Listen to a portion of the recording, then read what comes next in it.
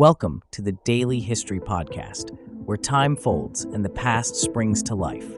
In today's episode, The Hidden Treasures of the Knights Templar, we embark on an epic journey to unravel the enigmas of the Middle Ages' most legendary order. Grab your explorer's hat and join us on this 20-minute adventure through time.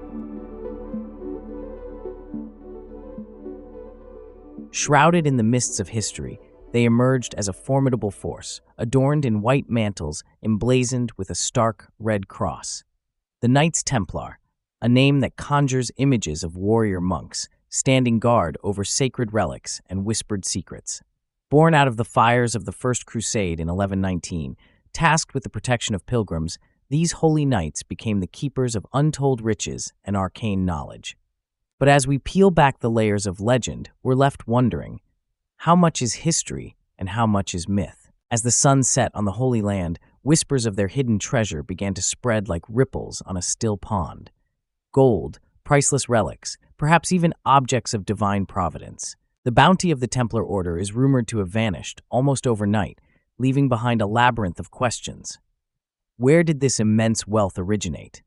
Could it be resting beneath the remnants of their once grand Templar commanderies? Or is it safeguarded in a location so ordinary it escapes the eager eyes of modern-day treasure hunters? Their story is an enigmatic tapestry woven from threads of truth and fiction. The year of our Lord 1307 saw the downfall of these mighty knights, and with them, the disappearance of a fortune so vast it could sway kingdoms. Theories abound, from the caverns of Scotland's Rosslyn Chapel to the sun-bleached ruins of the Templar stronghold in Jerusalem. Where lies the legacy of the richest, most powerful order of the medieval world? The Knights Templar, with their impenetrable fortresses and a network that spanned continents, ruled over an empire of faith and gold. Their influence extended far beyond the battlefield, into the shadowy realms of politics and power, igniting the flame of envy and greed, which ultimately led to their mysterious demise. But what secrets did they take to their grave? And perhaps more tantalizing, who would inherit the earth once hallowed by their touch? These questions beckon us to delve deeper, to chase the fading echoes of the past in search of answers that may eternally elude the grasp of the present. Venture now into the annals of medieval history as we cast light upon the fabled origins and meteoric rise of an order cloaked in both piety and power, the Knights Templar. The seeds of this formidable order were sown in the aftermath of the First Crusade, an epic military campaign that concluded in 1099 with the Christian conquest of Jerusalem. Amidst the triumph, a group of French knights, led by the valiant Hugh de Payens, vowed to protect the pilgrim paths that wove through the Holy Land, a realm bristling with danger. In 1119, these knights banded together, forming the Poor Fellow Soldiers of Christ and of the Temple of Solomon, later known simply as the Knights Templar. This pledge of safeguarding journeyers in a treacherous landscape piqued the interest of the Church, and in 1129 at the Council of Troy, the Templars were officially recognized as a holy order. With papal sanction, their ranks swelled, attracting nobles and warriors, enticed by the dual call of piety and adventure. The Templars emerged as a force formidable, not only on battlegrounds, but also in bolstering the Christian presence in the East during the dizzying span of the Crusades. As the order's influence burgeoned, their roles diversified beyond martial might. The Templars, revered for their fierce discipline and unyielding courage, found themselves managing vast tracts of land, both in Europe and the Outremer, as devout Christians bequeathed fortunes and estates to the pious warriors. As they grew in wealth and power, the Templars established a sprawling network of fortresses and commanderies, which functioned as administrative centers, military camps, and, innovatively, as some of the earliest banking institutions in the West. These pioneering financial endeavors of the Templars included safeguarding assets, lending money, and even issuing rudimentary forms of travelers' checks to pilgrims, assuring safety and utility amidst the perils of medieval travel and trade. By the mid-12th century, the Knights Templar had fashioned an extensive and sophisticated financial network that spanned from England to the Kingdom of Jerusalem, cementing their status as one of the wealthiest and most influential orders in Christendom. It was through strategic alliances and shrewd financial management that the Knights Templar became entwined with the very fabric of medieval Europe's societal and economic ambitions. Their immense capital, paired with military prowess, rendered them indispensable to monarchs and the church alike, an integration that saw an order of holy warriors transcend the battlefield to become power brokers and kingmakers during the most tempestuous of times. Now, let us imagine the Templars' grandeur at its zenith. Grand masters like Jacques de Molay commanding respect, iconic Templar red crosses emblazoned over battles and bastions, and their influence looming large over the mosaics of medieval politics. While their hands wielded swords, their acumen shaped the bedrock of European finance and left an indomitable legacy that continues to captivate the world even today. As the whispers of crusades fade and the heraldry of the Templars casts long shadows across the corridors of time, we are left to marvel at the breadth of their achievements. Yet, with the flicker of power comes the specter of envy, and in the vortex of their legendary tale, the wind begins to change, a prelude to their mysterious downfall. In our previous sections, we have unraveled some of the enigmatic layers that shroud the Knights Templar. Now, we delve deeper into the heart of their tale, examining the very sinews that fed their power and influence, the enigma of Templar wealth. How did this revered order amass a fortune that became the stuff of legend, and where did these riches reside? Even after centuries, the final resting place of the Templar treasure remains one of history's greatest unsolved mysteries. Join us as we sift through the sands of time to unearth the clues that continue to bewitch treasure hunters and historians alike. The Knights Templar, founded in the early 12th century, originally vowed to protect Christian pilgrims on their venture to the Holy Land. However, their mission rapidly expanded, and with the favor of the Church and support of the monarchs, the Templars established a vast and sophisticated network across Europe and the Middle East. By the time of the Second Crusade, their fame in battle was only rivaled by their financial acumen. Not only did they acquire land, castles, and farms, but they also devised an innovative system akin to modern banking, granting loans to potentates and common folks alike. They held substantial farming revenues, lay donations, and bequests that included liquid cash and revenue-generating estates. But where was this immense fortune kept? The answers are fragmented, clouded by time and myth. Historical records suggest that the Templars were ingenious in the way they protected their assets. They designed walled compounds, fortresses deep within the European mainland and in the Levant, where the treasure could be safely guarded.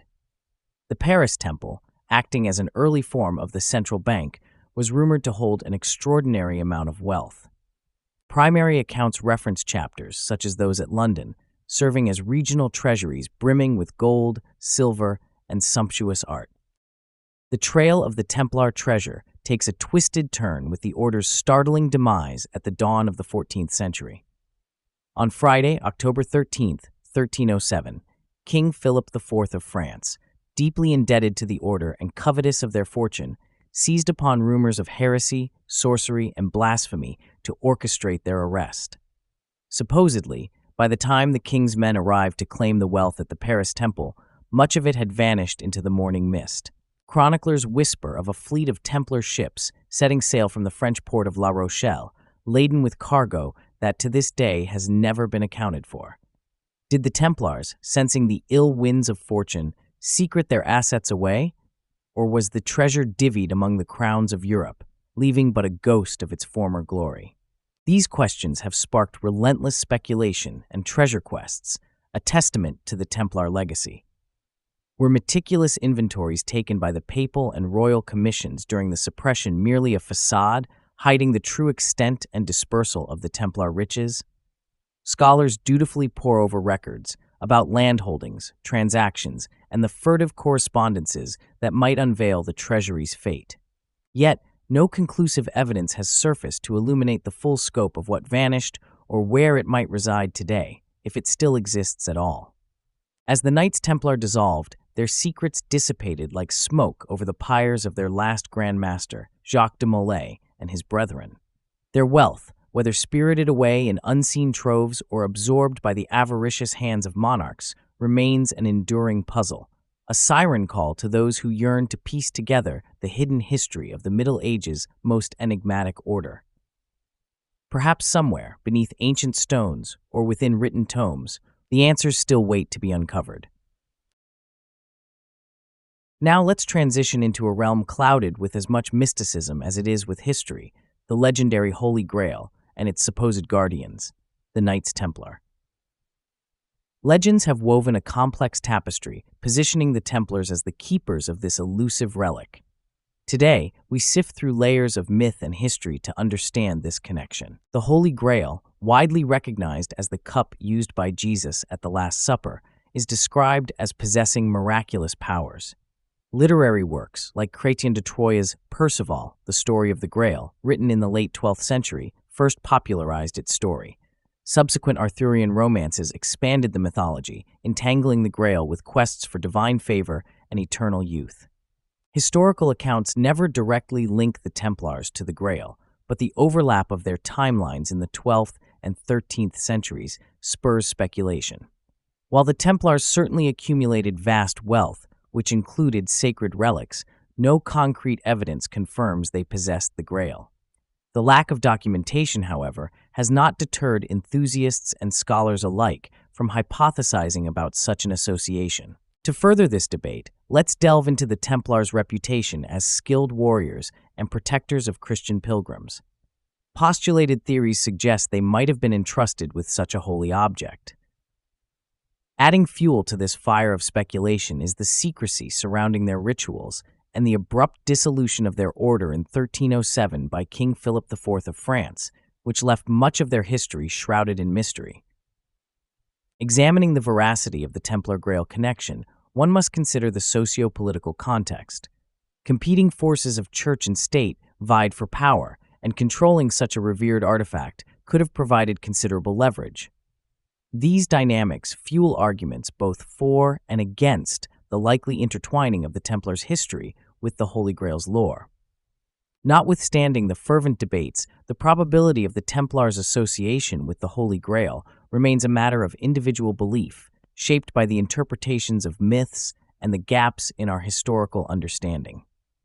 As we circle back to tangible history, the Knights Templar continue to captivate the world, their tale intertwined irreversibly with the fable of the Holy Grail, a fable that, perhaps, speaks to our deepest yearning for connection to the divine and the inexplicable.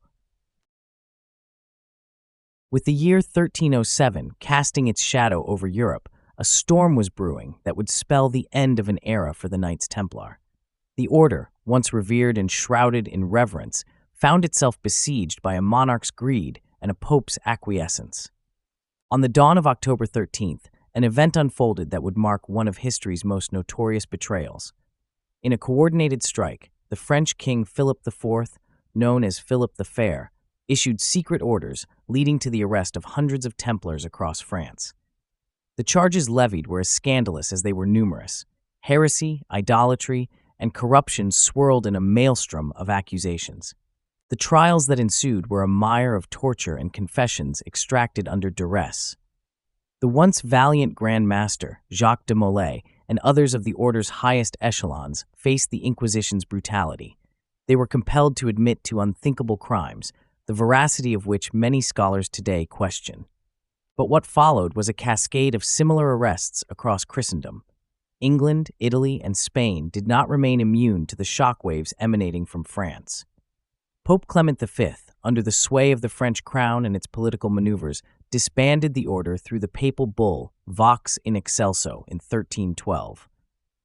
It seems the Templars' unmatched financial influence and autonomous power had become too great a threat, or too tantalizing a prize. The impact of the Templars' dissolution resonated through the foundations of European societies and economies. The fall of such a significant institution undermined confidence in the financial systems that they had pioneered, from checks to loaning. Nobles and commoners alike saw in their downfall a forewarning of the fragility of power and fortune. Their once formidable fortresses and rich commanderies were seized, their wealth purportedly absorbed by royal treasuries, though much of it seemed to vanish like wisps of smoke. The Templars themselves, stripped of their order's cloak, integrated into other knightly orders or faded into the tapestry of peasantry. And so, the tapestry of the Templars' story was seemingly concluded, but their legacy imprinted itself indelibly upon European history, leaving a fertile ground of legend and lore that continues to captivate the world to this day. The Templars' enigmatic end only giving rise to centuries of conjecture and curiosity about what truly became of the once mighty Knights Templar. And now, dear listeners, as we draw the curtain on our exploration of the Knights Templar, we find ourselves reflecting on the enduring allure of this enigmatic order. Their saga, woven into the very fabric of medieval history, continues to captivate scholars and enthusiasts alike. From their foundation in 1119, with the avowed purpose of protecting Christian pilgrims in the Holy Land, to their rapid ascent as one of the most formidable military orders of the Crusades, the Templars have left an indelible mark on history. Their legacy, however, is not merely confined to their martial prowess. The Templars were pioneers in the development of early banking systems, granting loans to monarchs and managing vast estates across Europe and the Middle East. Their innovative financial practices laid the groundwork for modern banking systems, and yet, these very practices, alongside their substantial wealth, would eventually contribute to their downfall as they fell prey to the greed and envy of powerful figures like King Philip IV of France. The secrecy shrouding the Templar treasure, alongside their sudden dissolution by Pope Clement I in 1312, has sparked countless theories and legends. The mystery of their lost fortune, the possible existence of hidden relics, perhaps even the Ark of the Covenant or the Holy Grail, continues to offer fertile ground for speculation. Their story is a testament to the complex tapestry of human history, reminding us that the more we uncover, the more we realize remains hidden, waiting to be discovered. What then can we learn from the legacy of the Templars? It is a chronicle that teaches us about the unpredictable nature of fortune and the fickle mistress of power. It is a story that warns us of the dangers of unchecked authority and the voracious appetite of intrigue that can consume even the mightiest of orders. And as we look to the future, we remain tantalized by the possibility that new discoveries could someday emerge from the depths of the past, illuminating the enduring enigma that is the Knights Templar. Perhaps somewhere, buried beneath ancient ruins or encoded in long-forgotten manuscripts, there lie answers that could once and for all reveal the true extent of the Templar treasures and the secrets they kept. So, let us carry forward the spirit of inquiry that the Templar Knights have bequeathed to us. Let us keep alive their memory, not just as guardians of wealth and warriors of the cross, but as a poignant reminder of our unrelenting quest to unearth the veiled truths of our history. Thank you for joining us on this journey through the shadowed halls of history with the Daily History Podcast. If you've enjoyed uncovering the hidden treasures of the Knights Templar, please subscribe for more tales from the past. Share your thoughts and topic suggestions in the comments. Your idea might just shape our next quest into history. Until next time, keep the annals of history alive and always be curious.